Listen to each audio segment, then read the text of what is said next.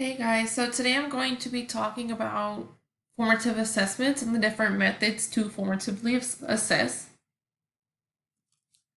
So first, why do we formatively assess? Well, we need data. At my school, we use the acronym DREAM, which means data rules everything around me. Formative assessments are like a GPS for instruction. It helps us to figure out where students are, how they're processing, and what adjustments we need to make in real time. You don't want to just wait until the test to find out that half of the class didn't understand the key concept you were trying to teach. Formative assessments give us the opportunity to catch misunderstandings really early on so that the intervene can happen before the gap begins to grow wider. It can also help us differentiate so we know what each individual student needs and we can tailor support to that. So we have two different types of data. Formative assessments can give us quantitative data or qualitative data.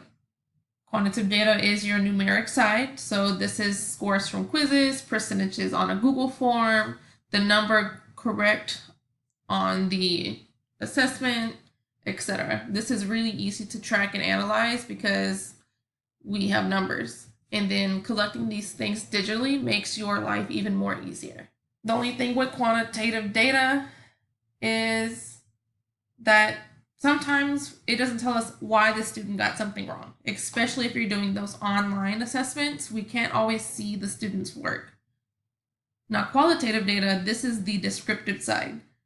So what students say in a discussion, what they write in a journal entry, what they draw in a model, all of those things are things that we can analyze. Now, it may take more time to analyze the qualitative data,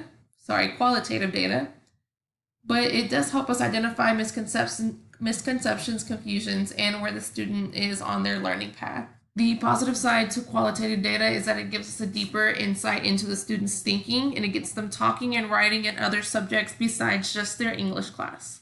So now I'm going to talk about what a formative assessment is and isn't, because we have misconceptions when we see or think about formative assessment. Sometimes teachers think that the formative assessments can be lengthy, they can take too much time, they don't have the resources or the time to be creating these formative assessments.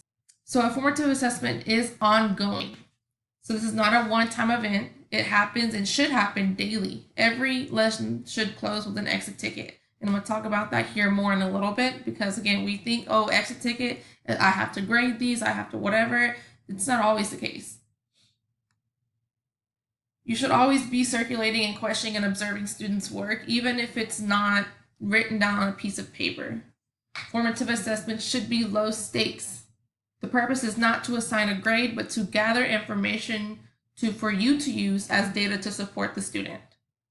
It is diagnostic, meaning that it's helpful for us to figure out where the student is at in their learning journey. Are they ready to move on? Do they need a reteach? This is where we can find that out. And then most importantly, it should be student-centered. It's not just about checking boxes, it's inviting the students to reflect and explain and take part in their learning. At the beginning of each year, I like to tell my students, hey, what is a formative assessment? Let me explain why we're doing all of these exit tickets. Let me explain what I can use and how this helps me to be a better teacher for you guys. That's why I really love having a data wall out, because it makes it competitive. It has the students' information on there or the individual class periods, and it almost becomes a competition. And that way, I know we say sometimes, oh, well, my student isn't going to do it if it's not a grade. Well, first try having that discussion with them, letting them what it is, how it helps you to better them, and how it helps you as a teacher to better your instruction, and they might actually work for you. So now what a exit ticket or formative assessment is not. It's not a final test or a quiz. So those are summative assessments or the autopsy of after the learning is over. Formative assessment is more like just checking in or a checkup that you should be doing very frequently throughout your unit or your lesson. Like I said, I believe that every lesson should close with an exit ticket, and it doesn't have to be something crazy. An exit ticket is not always graded. So this can be another thing to take this off the teacher's back. You don't have to grade all of these exit tickets. The power of the formative assessment is choosing or adapting tools to fit into that moment. It's not a one-size-fits-all tool. Not every strategy will work for every student or in every subject. And then finally, it's not teacher-driven. We want students to ask their own questions, self-check, and reflect. When students are a part of the process, the learning sticks. So on this next slide, I have all the different types of formative assessments. I am going to go into each of these individually, but here is the overall types of formative assessments that I can provide for you. Now, obviously, I don't have them all listed here, and there are more than what I have listed here, but these are just some that I frequently use in my classroom, or that you could frequently use in your classroom.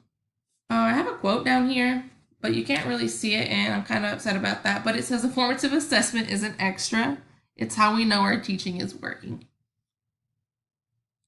So on the first side, on the left, I have the low prep and super quick end of lesson formative assessments. So these shouldn't take you very much time to prepare beforehand. And honestly, if you're running short on time and you're not going to get to that original exit ticket that you made when you planned your lesson, you can pull one of these out like super quick.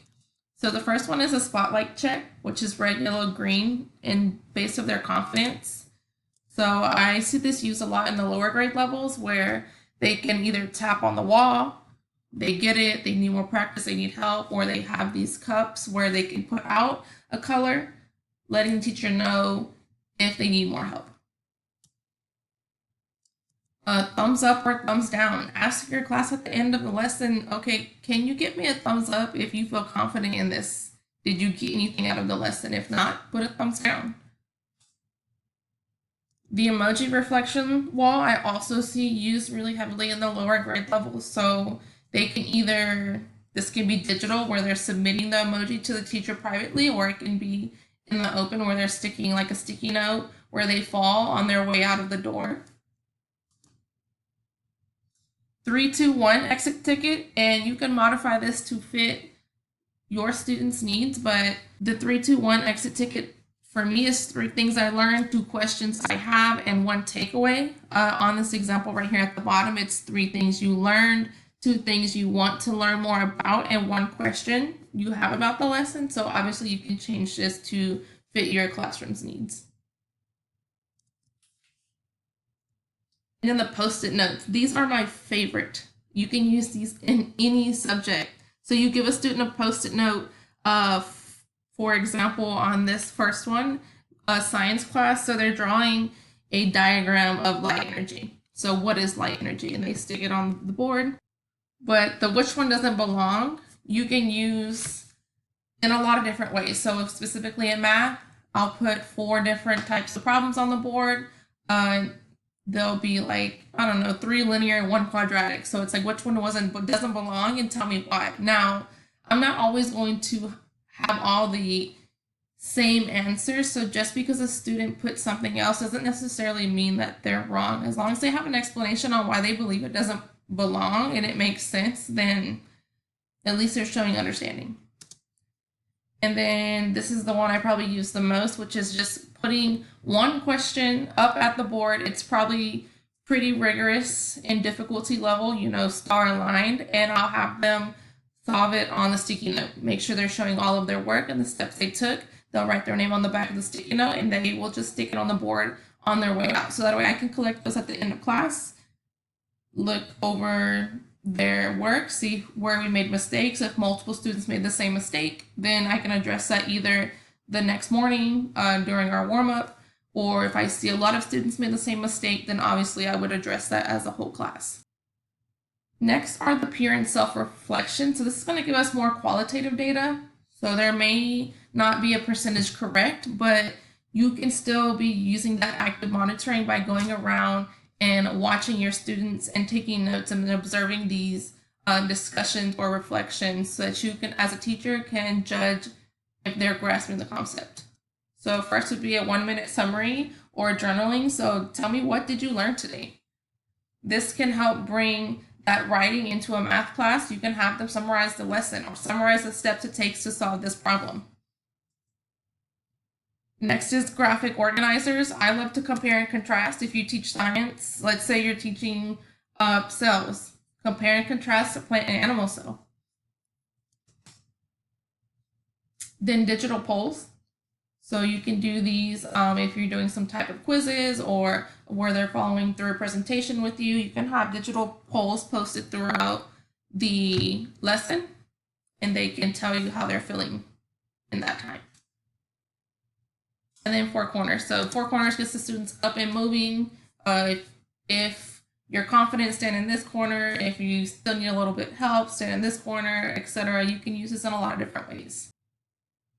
And then the think, pair, share. This is probably the one I use the most in my classroom under this category, besides the graphic organizers, which is the think, pair, share. So they're thinking, they pair with a partner, they're sharing.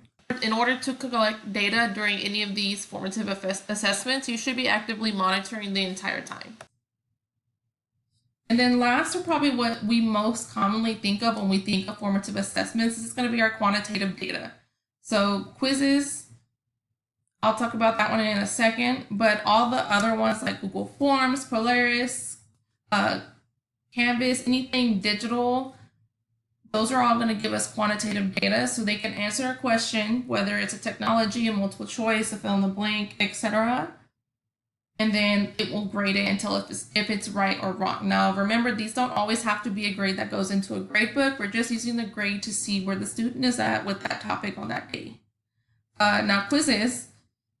If you haven't already taken a training with AISD on quizzes, I highly recommend that you take the training over the quizzes through AISD. We have a paid premium subscription, and you just log in with your Google account. It's already set up for you. There are so many already pre-made lessons, formative assessments, summative assessments. You can type into the AI through quizzes, and it will generate a formative assessment for you in less than 60 seconds. So if you haven't taken the course or the training on this, I highly recommend you do that. AISD offers it, I think, twice, once in the summer and then once sometime throughout the year.